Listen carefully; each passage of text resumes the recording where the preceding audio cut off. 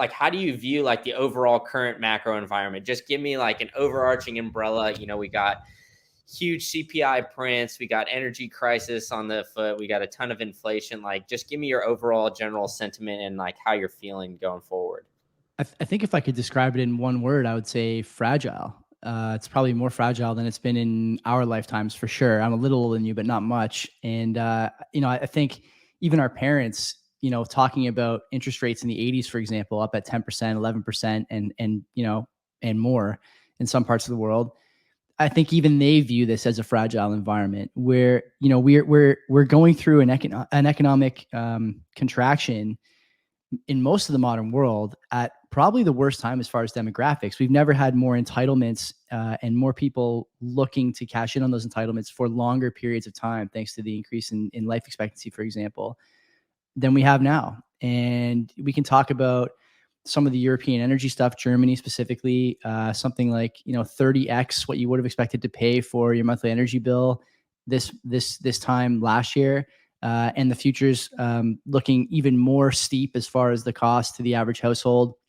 Canada's budget office today did a review of the current government's sort of budget projection for next year and years coming. And that office, which is nonpartisan, predicts that the government at this rate won't be able to balance its budget until 2041 or something like that. So, I mean, I think about that. I think about what you guys are doing in the States, which I'm sure we'll talk about today, the debt forgiveness, among other things. And obviously Jackson Hole is this weekend as well. I mean, I think that if I was someone who had no money in the market, I'd feel fine. If I was someone who had, what's an average allocation for someone's liquid net worth into equities, for example? I know for me, it's a significant amount. I don't feel great about it, but I also don't feel bad about it. I think if you had all your money in the market, you probably wouldn't feel that bad about it either, especially if you're around our age, let's say between 25 and 45.